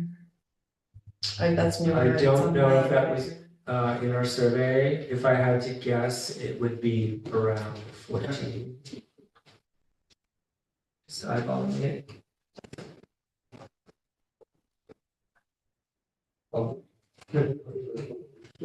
So, yeah, I mean, the 116-foot building is, if you know the Rent a Center. Yeah. About the circle, that's 16. The which one? The Rent a Center building Mhm. next to Yeah, Cassie yeah, Creek, yeah, that's yeah. 16. Right, but these are commercial storefronts, they use it for. Right. And they also display. a loft. Right, that's They have right. a loft. So, Yeah, Okay. okay, so this is for discussion, at the Yes. public hearing, more information will come out. Off-street parking standards, so as we all know, there's no minimum parking requirements in our code. However, there is a requirement that development with 4 or more units has to include 1 accessible space, either on-site or nearby. And we have some concerns about this requirement in practice. Namely, on-street dedication of handicap spaces requires an action of the common council. And we also wonder if it's the best use of limited curb space in cases where that accessible space might not be necessary at all times. And so we are proposing to remove this. So the question, so, Yeah. Against them, having more against them. Right. than Oh, for. really? and I was gonna say, what Because the, they take up curb space and there's snow regulations, they have to move stuff, and if they got us a park there, then he's taking up 2 spaces, it gets to be quite an animated conversation. but otherwise, this would Is not it preclude, limited time? this would not preclude somebody who wanted to request one to bring that to the city council. It just would mean that it's not required. That's right. I mean, I would imagine that if someone said, I really would like this to be dedicated, the common council would Yeah. do that. If- In most Right, which is cases. what we do when. people And come so- to us, yeah. But just having a blanket requirement, it, Yeah, because if they come, if it's there, and then they come to the council, because they have to come to the council, and the council's like, no, this doesn't make sense because of our constituents, blah, blah, blah, then they can't. Like, stop the whole project, it's not even just, that makes sense. No, I think this makes a lot of sense. But, so you would, I just want to get clarification. So if there is off-street parking, say there's a little lot of, say, 6 spots, then we would not have a requirement for one of those spots to be dedicated. we would not, but they would need to follow ADA rules, which requires a certain ratio of accessible spaces, which is not in this code. The code language references that they have to follow those ADA accessibility Right. rules. So if you do provide some parking spaces, a certain percentage of those do have to be accessible. Okay. But Do you That don't know doesn't what, change how that. that is? Okay. Um, Do you, Bob? I can look it up quickly Okay. after this. I would appreciate it. All right. Any, Does make sense. I Okay. didn't think I liked it at first, but No, after it's thinking good. it through, it does Yeah. make sense. and then the quick rundown of some of the other changes. There's some new kind of organizational tables to just better organize existing information. There are some things that conflict with New York State Building Code. Like for instance, our definition of bed and breakfast is in direct conflict with New York State Building Code, which requires bed and breakfast to be owner occupied. Mhm. Um, Yep. in order to have a B&B, you need to actually physically be located on that space. It can't be delegated to a staff member. Right. Um, Otherwise, you're a short-term rental. that's right. There you go. Yeah. And then we're cleaning up some things in signage as well. So I saw that. the resolution is just to refer these amendments to the required agencies and then eventually to hold a public hearing. Okay. On this. So that's it. We really narrowed the scope of these changes to be really intentional. And I think it's actually a great sign. Joe Cole did a great job. The public process worked for as dramatic of a change as we had back in 2023. There's really very few issues on the whole. So. Can I ask how many people has it affected the number of people who come to us for development? Yes, it has. In a positive way. In a positive way. Yep. Walking section. Please pass our thanks to the zoning task force. And just a question, if somebody wanted to propose a change, where would they go? Would they come to you to have it on the agenda of the zoning task force? What's the proper? Yeah, we do have a webpage on the City of Kingston website. You can find it called Zoning Working Group. We do have a distribution list, an email where it has that email on there, and then if someone sends Okay. an email to that group, everyone gets it. So if someone could say, hey, you guys, you should look at the section. Can you take a look at this? Blah, blah, Yeah, blah. and we'll do that and kind of do our deliberation process. Okay, that seems clear enough. So it's a way to send, here's an idea I have. This is somewhere that someone can send. Thank you. Does this have to be any type of action noted? I will have to eventually do a secret decision here, which I think can be done at the same time that it's actually passed. Okay. But at this point, I don't think to refer, just referring this out. Yeah. Okay, okay. All right. So, this is a resolution of the Common Council of the City of Kingston, New York, referring amendments to the Kingston Forward Form-Based Code for review to the City of Kingston Planning Board, Ulster County Planning Board, and the Historic Landmarks Preservation Commission, and setting a public hearing. Can I get a motion? Motion. Okay. Any discussion? Well, do you want to set the date or you want to? Well, we should wait to see when everything comes back, yeah. Right. Wait to see what the comments and the timing of those. Okay, that's fine. Okay. Will you remind somebody? Yep. Me? Okay, in case I forget. Any discussion? No.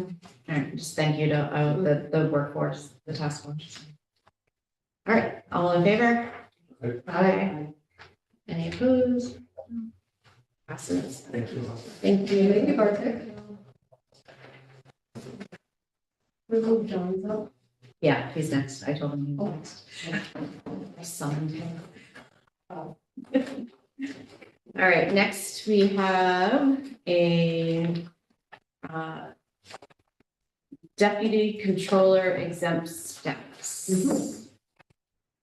I believe Jackie had previously, she submitted communication, there's follow-up emails of another email today to clarify.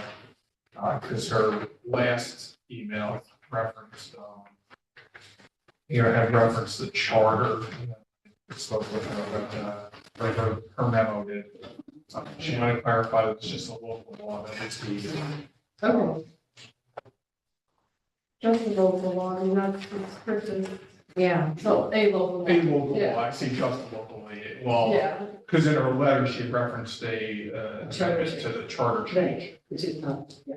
which had to clarify with her that wasn't the case. I'll see what you're saying. Yeah, I think somewhere in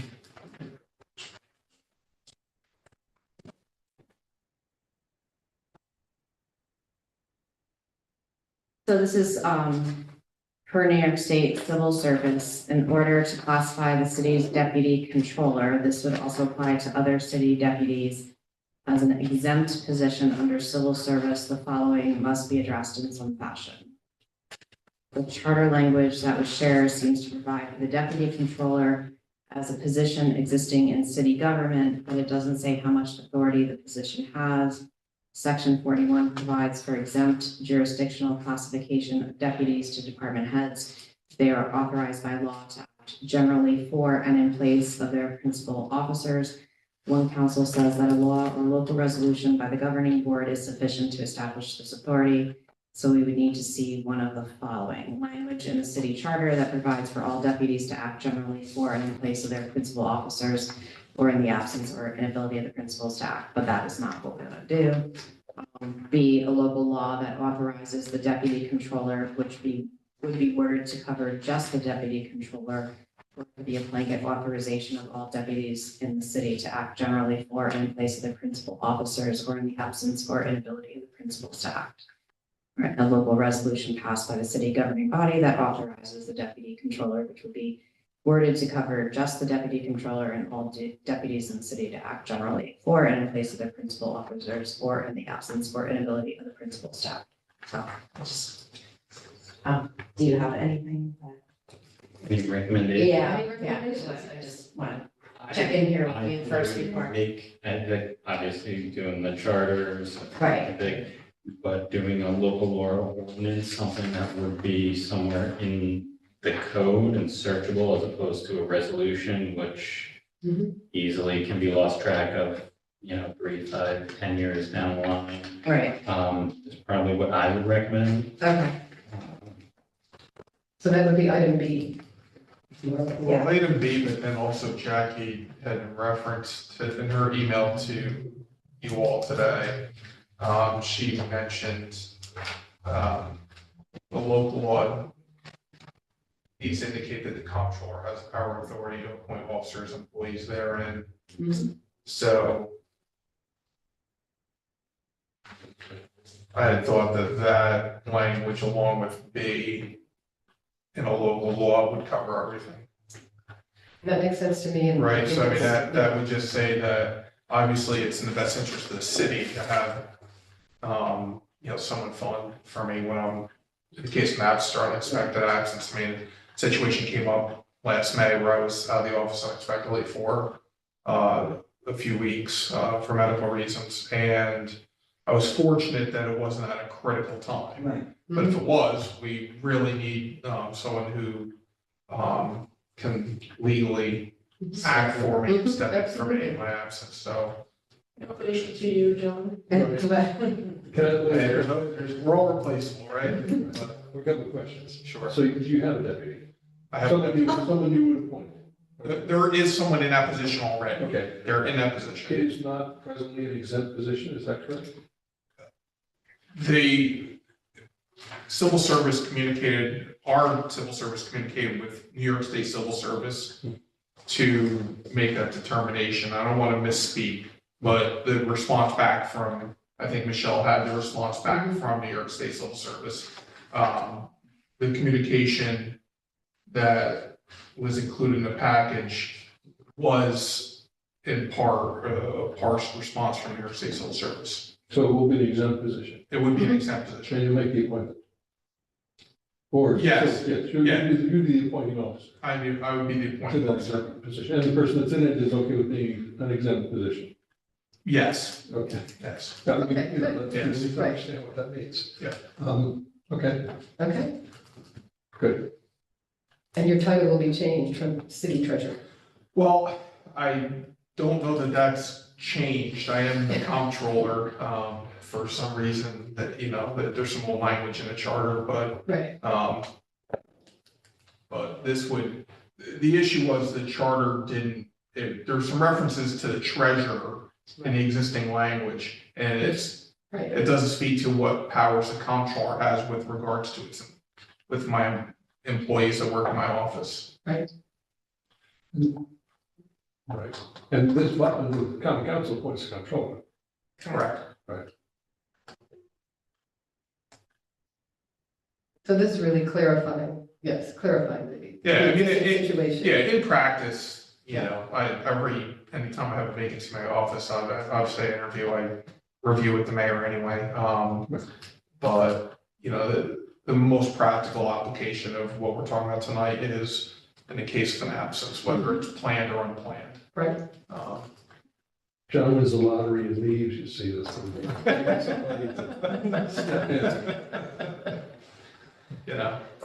I'm generally always available, but, There are times, you right? can't plan the unexpected.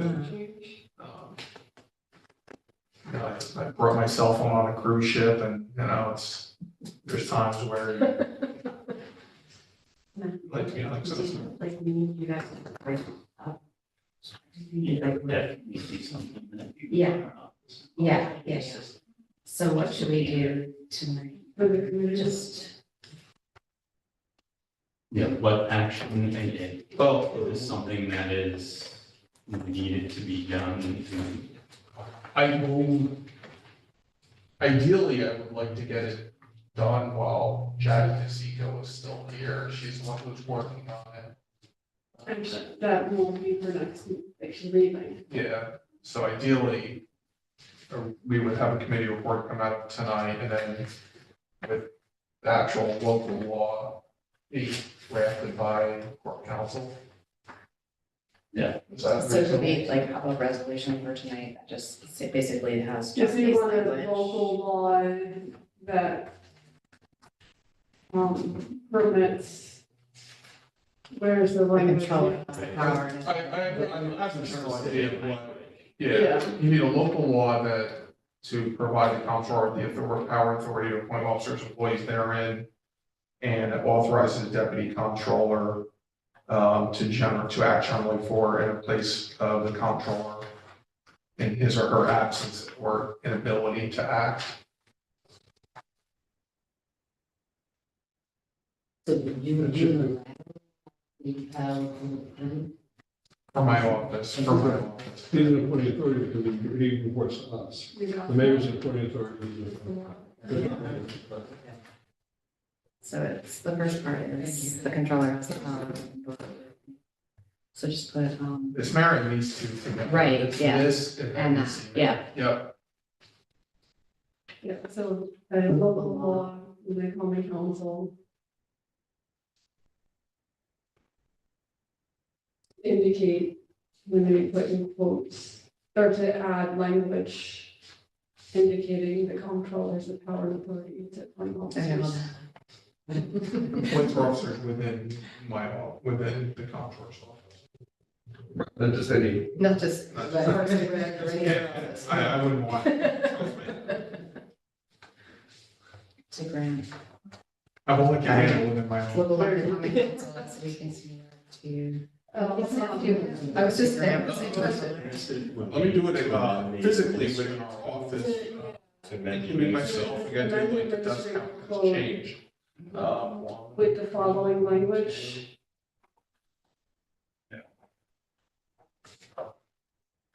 9, and then there's 3 That's a lot. parking. And then there's what? And 3 parking. We're actually down 2 bodies, 2 positions over the last few years, so we're, I'm just I looking would to say like we're. Yeah. track of where I am. And then just like a, like a. Yeah, and then, yeah, just maybe You know, quotes. I mean, Yeah, Because the yeah. control I have, and it's Yeah. Yeah, exactly- that's I what think yeah, because okay. there's so much money involved. Yeah, makes sense. But Yeah. John, where's the second language? this is what she had sent to that. And Right, then the other. oh, Yes, yeah, so which essentially, one? I have parking, purchasing, payroll, property tax, accounts payable, accounting. All the grant, including all the grant accounting, and the reporting, all this for our office, Wow. budget, capital stuff. Yeah, everyone in my office wears multiple hats, everyone. Like right now, we have someone who's out on leave, so we're effectively down 3 bodies Oh, boy. where we used to be. That's all hands on deck right now. We're It's all- good that everybody works across the board. Yeah, I have a wonderful crew, I have to so say, I it's, got that one. my staff, they work Yeah, hard. and then there's already Generally ends great and then public. other. yeah, they're all willing to, work extra time when needed. That's yeah, great. It's a great, And great what step. else? Stay attached. And the individual we're talking about is exemplifies, See attached. yeah. Point D. That is okay, this is pretty long. It's okay for me to say, see it's I gotta tell you, I know the stereotype of. Oh, you want to see how we keep going? All right, all right. You can't survive. Okay, move on to the next. Everybody agenda. works hard, they're, Yeah, if we're the passage on go. have Okay. number of people with, college degrees, they're great with Excel spreadsheets. Yeah. It's a very. Public service is a good career. Say that again? Public service is a great Ah. career. It is, but it used to be a good Never career. rated. That's still a good, okay. Oh, it is. No, it is. Even Sure. terrible people trying to do away with it, it's a great career. It's important, it's meaningful. All right. Wait, is this? Serving our fellow citizens. Could the ordinance cover just the deputy comptroller? Does it? Just to do controls as opposed to. Me I neither. think yeah, Yeah. you guys Yeah, can couple of always times. pass a new one if you want to extend this to. Yeah.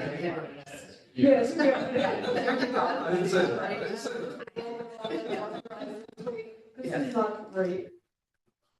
And Yeah, so. I was just writing and not thinking. Generally, because people don't, Could they amend don't the come to administrative public code service. to add section, just okay, add a section where Public service, right? Actually, like the same A, skills C, to your public service. Do we need a? Outside to like the. corporate and one world. list. So, normally we would Absolutely. identify to like amend it as. Same with the nonprofit sector too. Add section this to read as follows. Oh, I think the city's done a good job, at least in making it competitive. to where, we're not. That's why I'm. There's always some that are, we chase the dollar, but, I think we've at least brought salaries and compensation up to a point where, employee likes what they're doing. Just guys are great. I would think Yeah, no, I would agree with that, just Yeah. looking at, to amend. and the benefits. Yeah. I mean, they To keep add the following. introducing new tiers, but, the pension and health insurance and the other benefits are attractive. And then for this, it should just be And the authorizing. scale work, you can do things that you don't get to do General report and that's great. earlier. So the rest would be You know. authorizing the deputy controller to act generally. I mean, the people in my office really That's, Yeah. what they're doing, you really get a good understanding of a lot of different areas of payroll and, your learning, accounting, and your reporting taxes. I just started writing about Deal thinking with like all that that. payroll taxes and, we do our own reporting and there's a lot. But they're all, they become generalists, which is really useful. Yeah, everyone has, one key area, but then people cross-train, like right now, we have one person who's out on leave and we have someone else who's, a couple of people are kind of shifting things around to pick up that person's work, so you learn others, functions. I mean, there's some things that are harder to pick up on than others if you're not doing it all the time.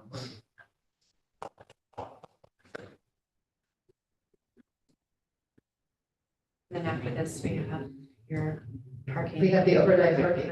Prohibition of parking in park, Overnight. No, what's that here instead of safety? But I'm glad that it's here. Okay. Because it's. Because it's a change in the law. We're changing the law. We're changed because there is, just a little preamble, yes, because there is a law that relates to general rules and regulations about parks. And so it's Okay. making an amendment to a parks law. Sounds good. All I right, get to do what I want. Right. Yeah, I wanted to. I know.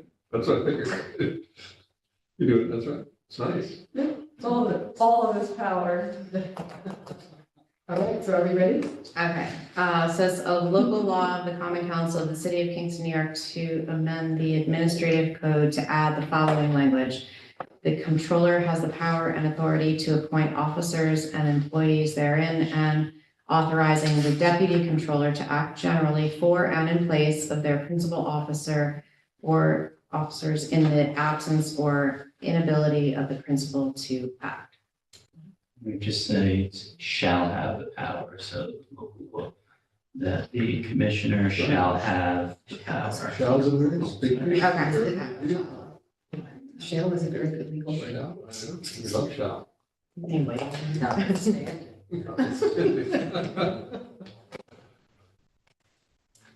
Next slide, next. Sorry about the confusion. No, it's okay, I'm just glad we're, no, And this is- well, what happened is, I know we talked about putting it on, but then when the finance committee came to the meeting, it was on their agenda, but it wasn't on the online agenda. And in that my communication wasn't in the packet. But it's funny, it's initially it looked like I saw it, but then I went Just So much paperwork. to be clear, and because, and I don't know what the wording from the email, but to appoint officers and employees therein to act as deputy controllers. That's another good. No, I think it's And to hearing. just, Appointing. no, I think that was, well, Wait, that's the one that's referring to the one, but the language this is, before, yeah, this is the other, yeah, this is the other. Or, yeah. So appoint officers. English majors. I was not. this trick that wasn't controversial, this is just made, part of civil service. All right. Maybe I know the computer classes too.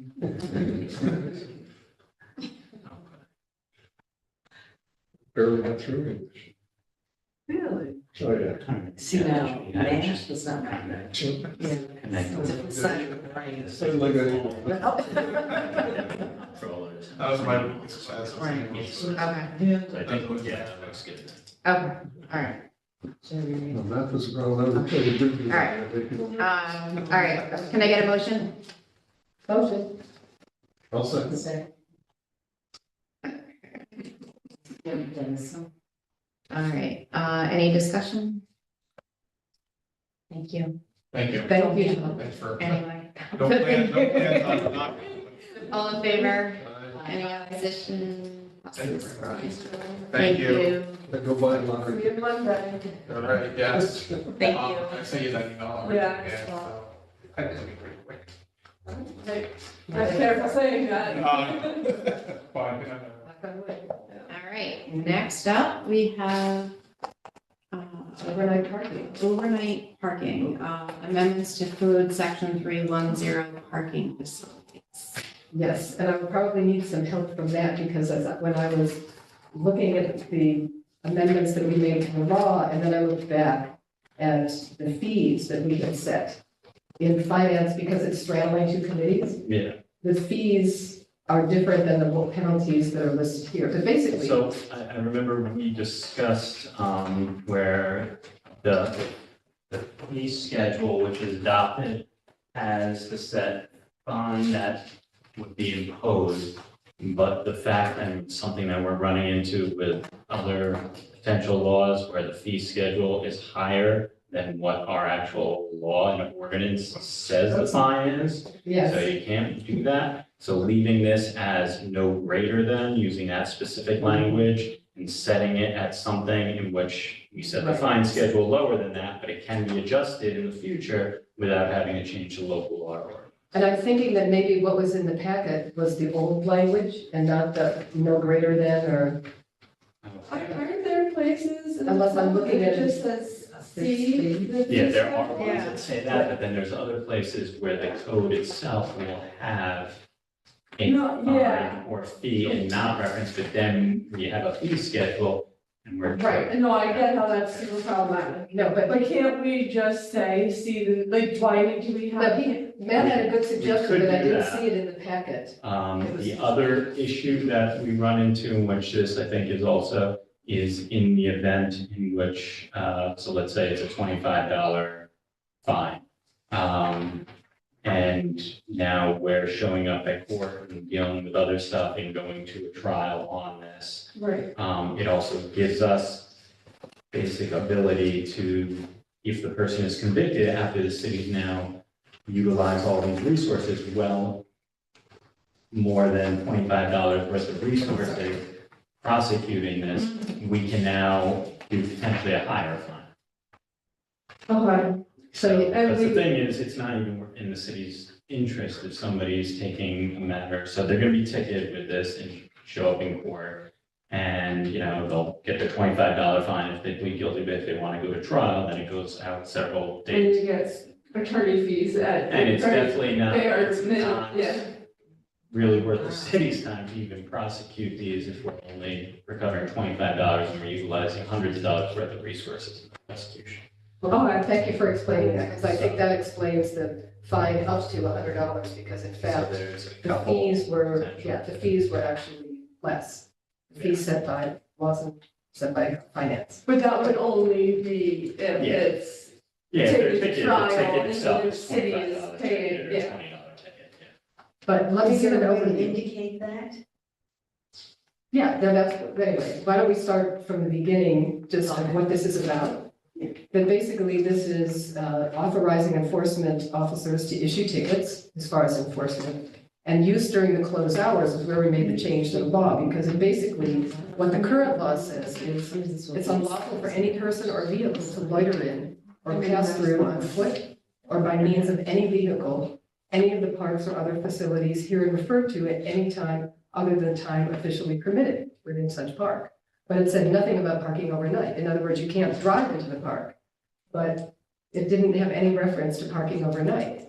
And so basically, what we worked on, which I think makes a lot of sense, I ran it by Lindsay also.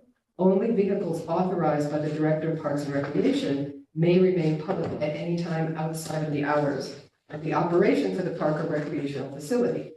All other vehicles are prohibited from parking or otherwise being left unattended in a city park or recreation facility outside the hours of operation. So Lindsay was happy with that because it gives her discretion to say, yes, these cars can park here. But if, if there's snow emergencies during the festival setups, things like that, but if cars are just, people are just using it instead of paying to park in a municipal lot, they're gonna be charged a fee. Okay, And then the fees that were discussed at Finance Committee, okay. the first instant, what? So the recording in law. keep Oh, going. keep going. Okay, violation of overnight parking in city parks. We agreed in finance, the first instance would be $25, the second instance $50, and the third or any subsequent instance $100. So they're lower fee, yeah, they're low fees, there's no threat of incarceration or anything else. Right. This seems perfectly reasonable. So, yeah, Lindsay thought it was fine. So, yeah, if you think it's fine. I think it sort of solves the I mean, problem. this is what we've been, This is it's what been we've off been and on. So, Yeah. Yeah, I have to go, but totally support this, totally support it, it matters the both of the next two things. oh, the next two things, what are the next two things? Just, Oh, Margaret, Dr. yes, Carpenter. Dr. Right. And she's Okay. keeping up, but Yeah. you're still. Okay, We're still good, okay. all right, So so, anyway, Do we need to vote this one, on this one? so we need to approve this. But I don't need Yeah, to. You don't need to. Yeah. Oh, that's okay. Yes. all right, so, this is a resolution of the Common Council of the City of Kingston, New York, amending code section 310, Parks and Recreation Facilities as per attached. As per attached. Okay, so if I can get a motion, Motion. second, Second. okay. Any discussion? Just to say, thank you for all your work on this. Yes. And I know. You're welcome. It was a Happy? learning experience. Good. All right, all in favor? Any opposed? No. One good thing about that is it gives Lindsay the opportunity to have somebody park there Yeah. with permission. Correct. So it was, so thanks to Matt for helping to come up with this language. It allows for flexibility that's needed. Yeah, Which we Yes. need. yeah, which is great. So it's, Yeah, very good. it's good. Good job, Sarah. Well, I had a lot of help. And you guys, the suggestions were also very helpful too, so. Okay. All right. Compliant with what the mayor talked about, right? Reviewing compliance. Yes. We did that. was, Yeah, that we was did. the mayor's right. Yeah. So now we are moving on to number 5 on the agenda, resolution in support of Dr. Margaret Carpenter. This is a resolution that Alderman Scott Childress submitted. New Paltz passed one. This is regarding the issue of Dr. Margaret Carpenter down in New Paltz. That's been in the news with Louisiana trying to extradite her. So I'm grateful for Rennie doing this. I'll just read it. A resolution of the Kingston, New York Common Council appreciation and support for Dr. Margaret Carpenter of New Paltz, New York, whereas the U.S. Supreme Court overturned Roe versus Wade, reversing the constitutional right to abortion, whereas the New York State Shield Law protects telemedicine and the ability of New York State doctors to provide medications used to treat abortion to patients who live in states that outlaw abortion. Whereas medications such as mifepristone and misoprostol have been approved as safe and effective by the US FDA. Whereas Ulster County voters in New York recently passed Proposition 1, an amendment to protect against unequal treatment based on ethnicity, national origin, age, disability, sex, sexual orientation, gender identity, gender expression, pregnancy and pregnancy outcomes, as well as reproductive health care and autonomy by over 63% of the vote. Whereas New Paltz physician Dr. Margaret Carpenter has been indicted in Louisiana for prescribing an abortion pill to a patient in that state, whereas Governor Hochul refuses to extradite Dr. Carpenter to Louisiana. Therefore, be it resolved that the city of Kingston hereby recognizes the courage and compassion of physician Dr. Margaret Carpenter, co-founder of the Abortion Coalition for Telemedicine, ACT, created to pass, protect, and expand safe, legal, and accessible telemedicine for providing abortion healthcare to a patient in Louisiana.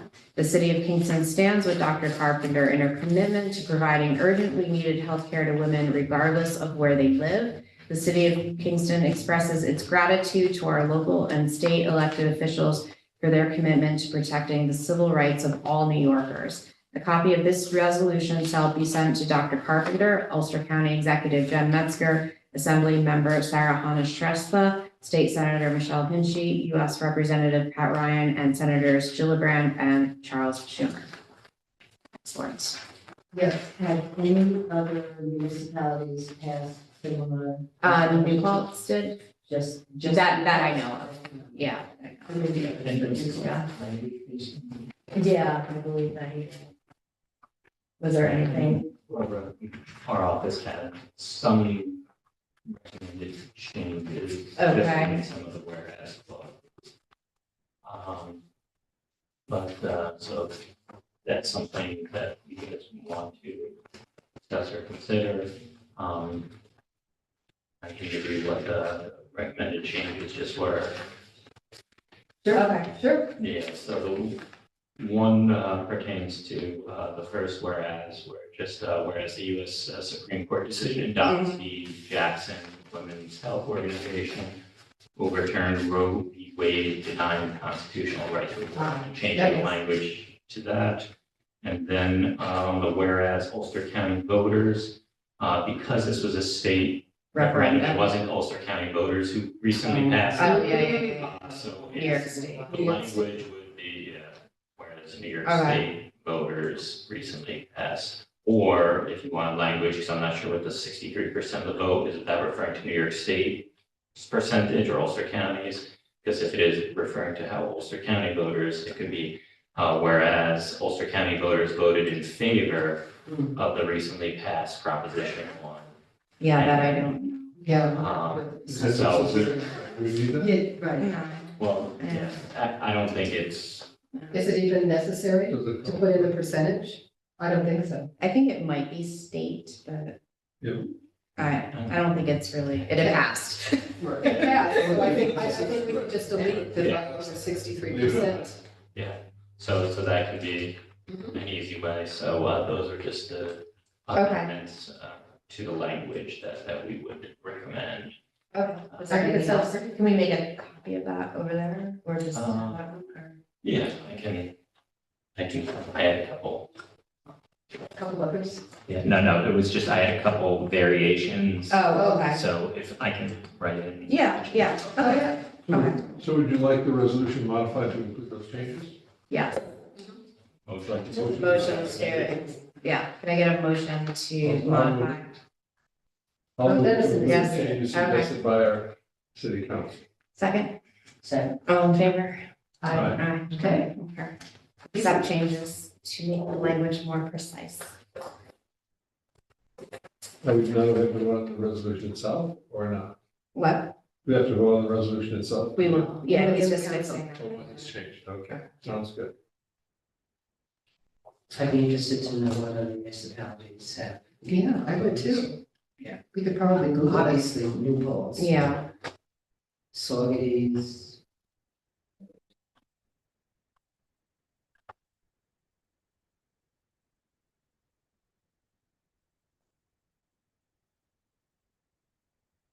do you want to see more municipalities pass it? Yeah, I can share it with my local progress network and I can share it out.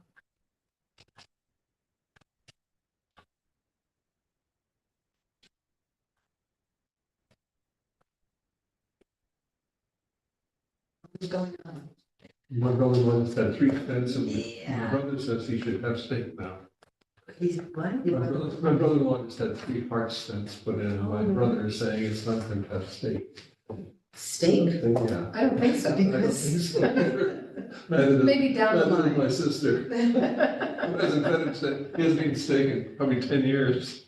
And what did that do? I do think I was like that. He says it kept him alive.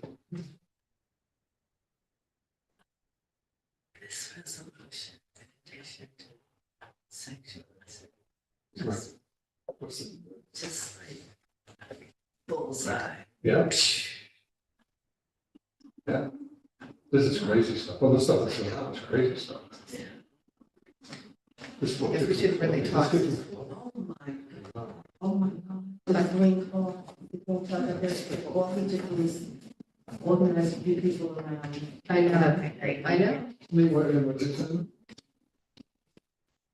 Louisiana. Louisiana. Hoping that they can get into Louisiana. All right, so, resolution of the Common Council of the City of Kingston, New York, in support of Dr. Margaret Carpenter. Can I get a motion? Second? Okay, any discussion? Okay. I think I'm proud to support this and I'm glad that, again, that Excellent. Alderman Scott Childress brought it forward Yes. and that our men on the council support it. Thank you. Why would we not? All in favor? Aye. Anyone opposed? Thank you.